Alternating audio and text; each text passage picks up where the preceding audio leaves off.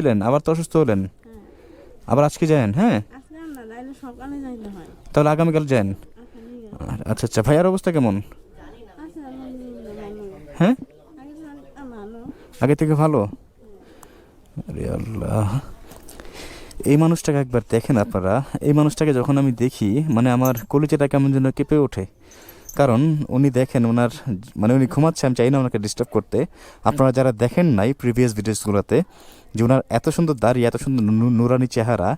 উনি এক মাদ্রাসার শিক্ষক ছিলেন, প্লাস উনি ইমামতিও করতেন। আসলে আল্লাহ চাইলে কখন কার কী অবস্থা হয় আমরা কেউ বলতে পারি না, অথচ আমরা ছোট্ট সাময়িক এই জীবনে কতই না বড়াই করি, কতই না অহংকার করি। যাই হোক, এটা নিয়ে দোষ বা অভিযোগের কিছু নাই, আল্লাহ যা করে ভালোর জন্য করে। আমরা সাময়িক সময় বুঝতে পারি না আমাদের কোনো অসুবিধার কারণে আমরা অনেক সময় অভিযোগ জানাই, বাট মহান আল্লাহ তাআলা হলো উত্তম পরিকল্পনাকারী। তিনি যা করে আমাদের ভালোর জন্যই করেন। আমরা সাময়িক সময় বুঝতে পারি না, বাট পরবর্তীতে এটা বুঝতে পারি। এটার মধ্যেই হয়তো বা কোনো কল্যাণ বা উত্তম রিজিক দানের ব্যবস্থা আছে, আল্লাহ পাক করে রাখছে, এই জন্য তার এই অবস্থা। যাক, আল্লাহ পাক ভালো জানেন। তা আপু, সকালে খাওয়া দাওয়া করছেন? আর এই ওনার সাথে যে আমি কথা বলবো, ওনার গলার অবস্থাও খারাপ আসলে। এই আপুটা থাকে সবসময় টেনশনে। বাজার করছেন আপনি? আলহামদুলিল্লাহ। ওই দিন আমি যে আসছিলাম, ওই দিন দেখে গেছি যে তার ঘরে পান্তা ভাত, সামান্য পান্তা ভাত আর এই মরিচ ছিল। মানে এত পরিমাণ খারাপ লাগছে। দেন আমি কিছু টাকা দিয়ে গেছিলাম, উনি আজকে বাজার করছে, আলু কিনছে। আর কি কিনছেন আপু? মশলা কিনছে, আলু কিনছে। বা আর কি কিনছেন? চাল কিনছি। ও, চালের বস্তা কিনছেন। মাশাল্লাহ মাশাল্লাহ, আমার দেখে খুব ভালো লাগলো। আমি তো সেদিন বুঝতে পারিনি, যদি জানতাম আমি সাথে করে বাজার নিয়ে আসতাম। টাকা দেওয়ার পরে আপনি বাজার করে নিয়ে আসছেন, এটা দেখে আমি খুবই আনন্দিত। তো আপু, আপনার ছোট ছেলেটা কোথায়? আর ওর বড় ভাই মানে আপনার বড় ছেলে কোথায়? মানে একটা নিতো না, আর মেয়ে তো মাদ্রাসা এইখানেই। মেয়ে মাদ্রাসা, হ্যাঁ। আর ছেলেটা? একটা নিতো না মাদ্রাসা, আর বড়টা একদম মনির দোকানে চাকরি করে। মানে হ্যাঁ, ওর কথাই বললাম, মুদি দোকানে চাকরি করতেছে, মুদি দোকানে গেছে। ওর জন্য বেতন দেয় কত আপু? আগে দিত 8.5, আর এখন মনে হয় 10 নিমে। 10,000 টাকা দেয় 30 দিনে। ওর টাকা দিয়ে আপনাদের ঘরের বাজার, ঘর ভাড়া, তারপরে ভাইজানের ওষুধ, সব ওর টাকার উপর। ওর টাকা দিয়ে এইভাবে আর কতদিন চলবেন আপু? এর জন্য আপনারা বলছিলাম যে ওরা একটা অটোম্যানের ব্যবস্থা করে দিতে, তাহলে আমাদের মনে হয় ইনশাল্লাহ টুকটাক চলা যাবে আর কি। অটো ভ্যানের গ্রামে একবারের জন্য চলে যাবেন? হ্যাঁ, আমি তো অটো ভ্যানের ব্যবস্থা করতে পারবো না মনে হয়। ইনশাল্লাহ পারবেন, আপনি চাইলে পারবেন। আজকে আসছি এই কারণেই যে আপনার জন্য কোনো ব্যবস্থা করতে পারি না, এই কারণে। আপনি চাইলে ইনশাল্লাহ পারবেন, আর বাকি রয়েছে আল্লাহ পাকের ইচ্ছা। আল্লাহ পাকের উপর বিশ্বাস আছে? ইনশাল্লাহ বিশ্বাস যদি না থাকতো, এত কিছুর পরেও এখানে আজকে আমি মনে হয় না থাকতাম। রাইট। বিশ্বাস আছে। সবচেয়ে বড় কথা, সকল কৌশলকারী একজন আছে, আল্লাহ সুবহানাহু ওয়া তাআলা। আর কুল্লু নাফসিন যালিকাতুল মউত, মৃত্যু স্বাদ সবাইকে গ্রহণ করতে হবে। গ্রহণ করতে হবে। রাইট। দুই দিনের দুনিয়া, কত কিছুই তো মানুষের আমার আমার আছে। মৃত্যুর পর তো কেউ কিচ্ছুই নিতে পারে না। কিচ্ছু না। আল্লাহ। তাই খাবার হয়েছে জিহ্বার স্বাদ, হুম। আর পোশাক হয়েছে এটা একটা মনের চাহিদা। রনিং চাহিদা। হুম। বিলাসিতা এটা তো মনে করেন না, যারা করে তারা করে, আর যারা যদি আপনি মনে যদি করেন যে আমার এগুলোই সব কিছু, তাহলে ওগুলোই।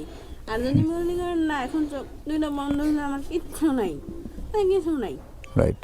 আমার হাজব্যান্ডে 5 বছর পর্যন্ত, 5 বছরের ভিতরে আমরা কোনো বাচ্চা কাচ্চা নিয়ে ঈদ করি নাই। তো কি দিন তো থাকে নাই, না, অবশ্যই চলে গেছে। আফসোস নাই কোনো। আফসোস নাই তারপরও? আফসোস নাই। আমি ওই আল্লাহ পাকের কাছে চাইছি যে যেমনই হোক না কেন, আল্লাহ তুমি আমাদের সবাইকে এক হাতে তুমি জান্নাতে দিয়ে, এই কষ্টের আলহামদুলিল্লাহ, বিনিময়ে আমি ওইখানে সুখটুকু পাই। ইনশাআল্লাহ। এদিকে এই বাল্যগুলো চলতেছে, কম বেশ তো মানুষ দেখতেছে। 5 জন যদি খারাপ বলতেছে, 10 জন আমার পক্ষে ভালোই বলতে। দেশেও তো থাইগে আসছি। উদ্ধারের ঘটনায় তাকে গ্রেফতার দেখানো হয়। আজ সোমবার তাকে ঢাকার চিফ জুডিশিয়াল আদালতে সোপর্দ করে 10 দিনের রিমান্ডের আবেদন জানানো হয়। কমিউনিটি সেন্টার থেকে লাশ উদ্ধারের ঘটনায় সাভার থানার এসআই সাখাওয়াত ইমতিয়াজ বাদী হয়ে গতকাল রোববার রাত অতিরিক্ত পুলিশ সুপার আরাফাতুল ইসলাম বলেন, সম্রাট পাগলের মতো আচরণ করলেও তিনি পাগল নন। সাইকো টাইপের এই সম্রাট একে একে 6টি খুন করেছেন। তার পূর্ণ পরিচয় পাওয়া যায়নি। প্রত্যেককেই শ্বাসরোধ করে হত্যার পর 3 জনের লাশ আগুন দিয়ে পুড়িয়ে দেন। তাদের মধ্যে মাত্র একজনের পরিচয় পাওয়া গেছে।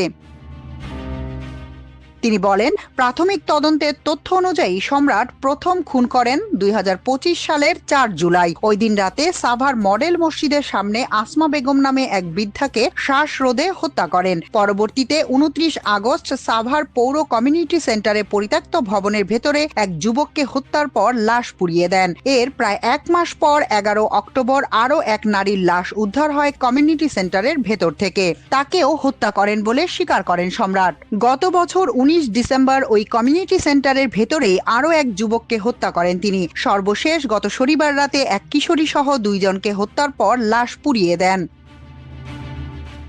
সাভার থানার পরিদর্শক অপারেশন হেলাল উদ্দিন বলেন, কমিউনিটি সেন্টারের ভেতরে যাদের হত্যা করা হয়েছে তাদের প্রায় সবাই ভবঘুরে বলে ধারণা করা হচ্ছে। গতকাল রোববার আরও এক ভবঘুরে নারীকে কমিউনিটি সেন্টারে দেখা যায়। সম্রাট তাকে ওই রাতে হত্যার পরিকল্পনা করেছিলেন বলে জিজ্ঞাসাবাদে জানিয়েছেন। হেলাল উদ্দিন আরও বলেন, সম্রাট 1.5 বছরের বেশি সময় ধরে থানার আশপাশে ঘোরাফেরা করতেন। এক এক দিন এক এক রকম পোশাক পরতেন। তিনি কিছুটা অগোছালো কথাবার্তা বলতেন। এ কারণে সবাই তাকে পাগল মনে করতেন। আসলে পাগল নন তিনি। অতিরিক্ত পুলিশ সুপার আরাফাতুল ইসলাম বলেন, রিমান্ড মঞ্জুর হলে থানায় এনে সম্রাটকে জিজ্ঞাসাবাদ করা হবে। 6টি হত্যাকাণ্ডের পাশাপাশি আরও কোনো হত্যার সঙ্গে তিনি জড়িত কিনা তা খতিয়ে দেখা হবে। এছাড়া এসব হত্যাকাণ্ডের সঙ্গে আরও কেউ জড়িত আছে কিনা তাও খতিয়ে দেখা হবে। মাল্টিমিডিয়া ডেস্ক, আমার দেশ।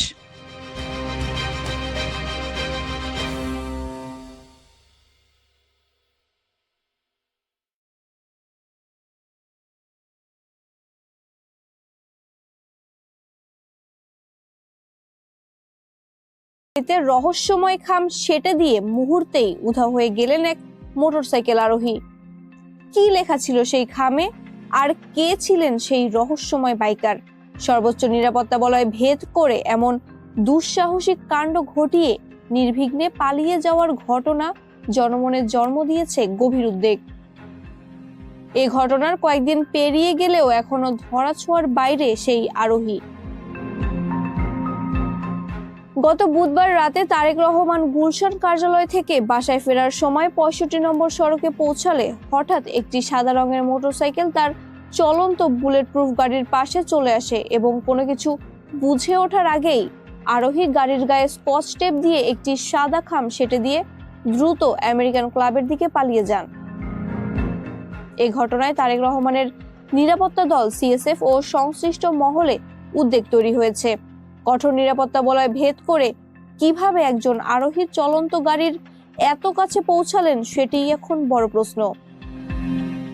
যদিও এ বিষয়ে বিএনপির পক্ষ থেকে কোনো আনুষ্ঠানিক সাধারণ ডায়েরি করা হয়নি, তবে ঘটনাটি জানার পর গুলশান থানা পুলিশ নিজেরাই একটি জিডি করেছে এবং তদন্ত শুরু করেছে।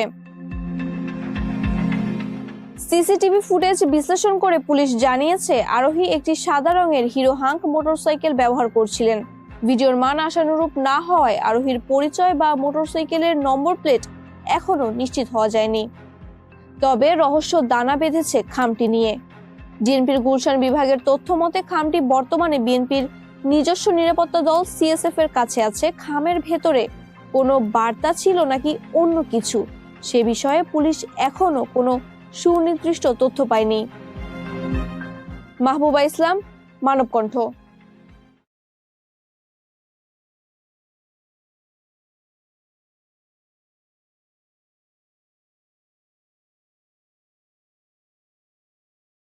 আমার বক্তব্যের আগে জুলাই বিপ্লবের ইন্সপিরেশন আমাদের যুব সমাজের মুখপাত্র আমি নাহিদুল ইসলামকে কিছু বলার জন্য অনুরোধ করব। আসসালামু আলাইকুম প্রিয় সাংবাদিক ভাই বোনেরা এবং প্রিয় দেশবাসী, আজকের এক ঐতিহাসিক মুহূর্তে আমরা উপস্থিত হয়েছি, যেখানে আমরা সংস্কারের পক্ষে থাকা, বাংলাদেশের আজাদির পক্ষে থাকা এবং বৈষম্য বিরোধী, দুর্নীতি বিরোধী বাংলাদেশের পক্ষে থাকা অনেকগুলো রাজনৈতিক দল একত্রে একটি প্ল্যাটফর্মে এসেছি, যেখানে আমরা ঐক্যবদ্ধভাবে আসন্ন জাতীয় নির্বাচন এবং গণভোটে অংশগ্রহণ করব বলে সিদ্ধান্ত নিয়েছি। ফলে এটা আমাদের এক ঐতিহাসিক মুহূর্ত, ঐতিহাসিক যাত্রা। এটা যেমন একই সাথে নির্বাচনী সমঝোতা, একই সাথে রাজনৈতিক গুরুত্ব অপরিসীম। কারণ গণ অভ্যুত্থানের পরে আমরা যে আকাঙ্ক্ষাকে ধারণ করে এগিয়ে যেতে চাচ্ছি, আসন্ন নির্বাচনে এই পরীক্ষার মধ্য দিয়ে আমাদেরকে উতরাতে হবে। ফলে আমাদের সেই গণ অভ্যুত্থানের আকাঙ্ক্ষিত বাংলাদেশ, আমাদের মহান মুক্তিযুদ্ধের সাম্য, মানবিক মর্যাদা এবং সামাজিক সুবিচারের বাংলাদেশ, এবং আমাদের 1947 সালের যে আজাদীর লড়াই, সকল ঐতিহাসিক চলমান সংকট ও মূল্যবৃদ্ধির প্রেক্ষাপটে তরলকৃত পেট্রোলিয়াম গ্যাস এলপিজি আমদানির অনুমোদন পেয়েছে বাংলাদেশ পেট্রোলিয়াম কর্পোরেশন বিপিসি। সরকার থেকে সরকার বা G2G ভিত্তিতে এলপি গ্যাস আমদানি করবে সংস্থাটি। G2G পদ্ধতিতে আমদানি করা গেলে বাজারে এলপি গ্যাসের সরবরাহ বাড়বে এবং বাজারও স্থিতিশীল হবে বলে মনে করছে সরকার। কাতার, কুয়েত, ওমান, সৌদি আরব, সংযুক্ত আরব আমিরাতে এলপিজির বেশ বড় বাজার। তবে বিপিসি সূত্র বলছে G2G পদ্ধতিতে এলপিজি আমদানির ক্ষেত্রে ইন্দোনেশিয়া, মালয়েশিয়া, চীন ও কাতারকে সম্ভাব্য উৎস হিসেবে বিবেচনায় নেওয়া হয়েছে। তুলনামূলক কম দামে ও সহজ শর্তে যেসব দেশ এলপিজি সরবরাহ করতে পারবে তাদের কাছ থেকেই আমদানির উদ্যোগ নেওয়া হবে। দেশে বছরে এলপিজির চাহিদা 16 লাখ টনের বেশি।